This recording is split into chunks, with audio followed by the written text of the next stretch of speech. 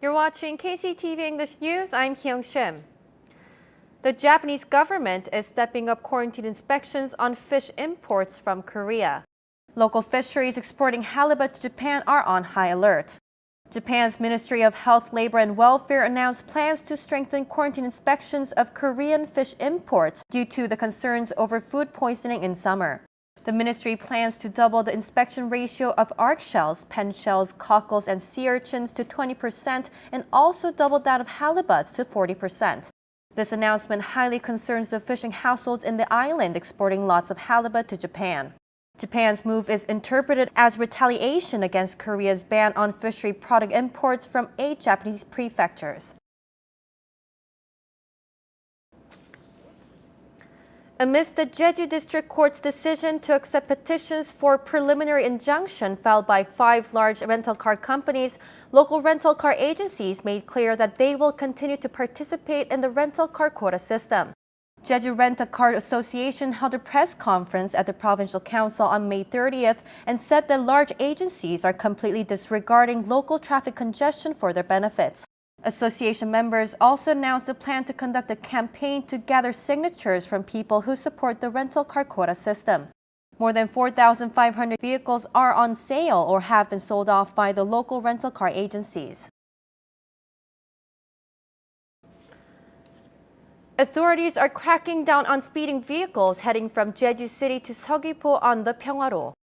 The Jeju Provincial Police Agency are ticketing violators from June. Drivers will be timed on the 15-kilometer stretch of road from Gwangyongfor intersection to Donggang intersection. Authorities will find motorists whose average speed between those points is over 80 kilometers per hour and passes within 10 minutes. The average speed of vehicles heading both south and north will be monitored.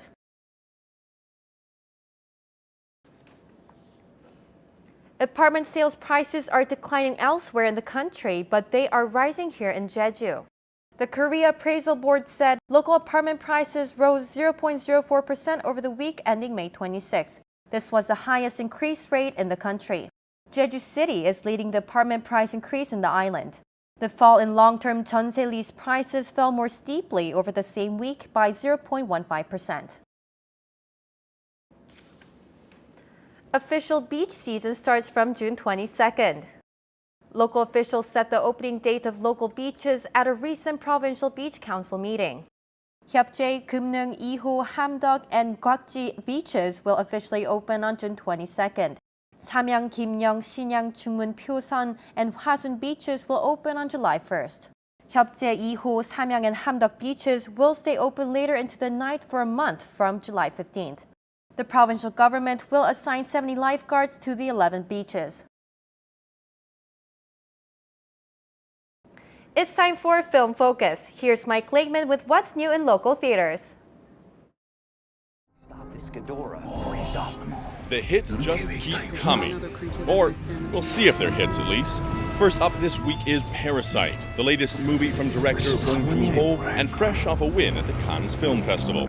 It's set to light the Korean box office on fire, but will be in a bit of a battle against another heavy hitter. What kind of heavy hitter, you ask? What about the heaviest hitter of them all, Godzilla? Welcome to another edition of Film Focus. I'm Mike Lakeman.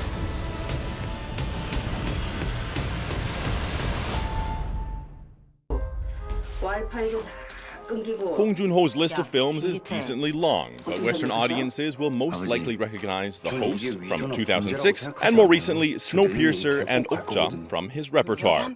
Parasite has just come off winning the very prestigious Palme d'Or at Cannes, and while that doesn't mean that it's a surefire winner for everyone, it is definitely a sign that it's worth seeing and worth talking about. Parasite is a peculiar tale about 2 families who are worlds apart yet somewhat alike, portraying a striking reality of the world in which we live. There are many parallels being drawn between the film and other intense dramas like Jordan Peele's recent Us.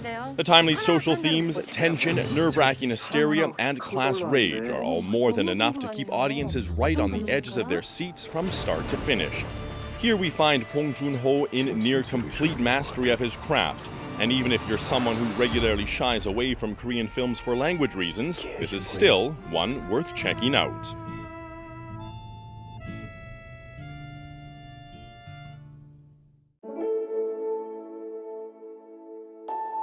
If you thought big was big, you were wrong. Big is actually pretty medium. Real big is Godzilla. Make sense? No? Well, then let me put it this way.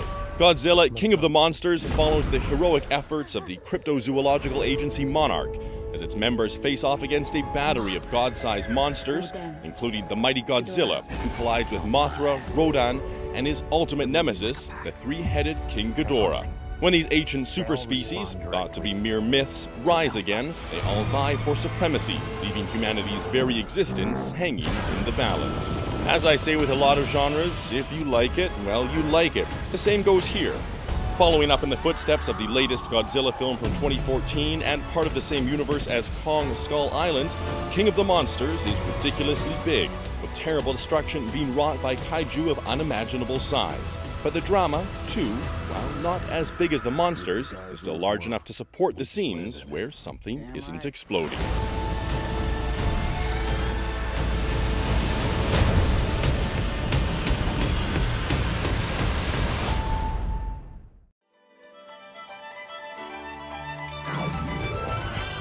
Enjoy a unique and modern take on the works of Gustav Klimt and Hundertwasser at the new Bunker de Lumière.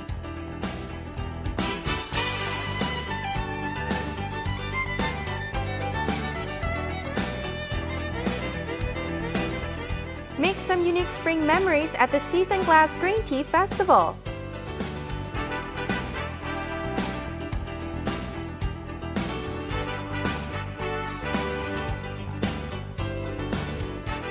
Holland Park is showcasing bougainvillea flowers through June 16th.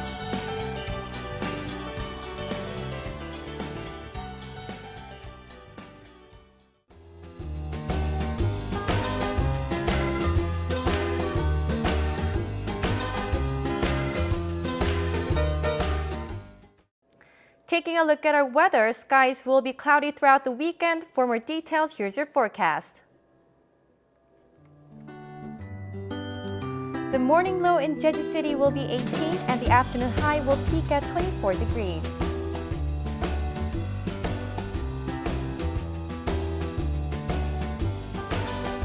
Down south in Seogwipo, we'll have a low of 17 in the morning and a high of 23 in the afternoon.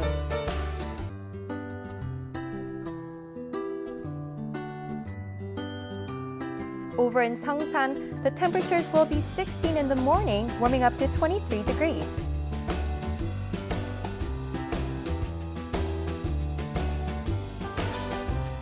Across the island in Kosan, we expect a low of 17 and a high of 23 degrees.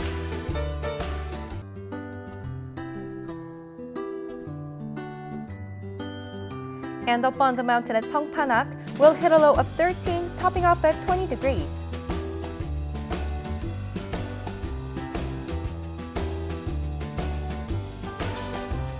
Skies will be cloudy out on the water with winds out of the northeast and east at a speed of 6 to 9 meters per second with seas between 0.5 and 1 meter.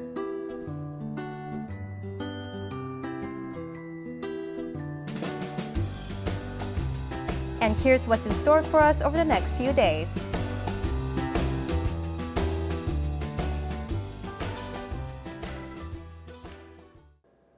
Thanks for joining us today. Make sure you follow us on YouTube at KCTV News Jeju. Take care.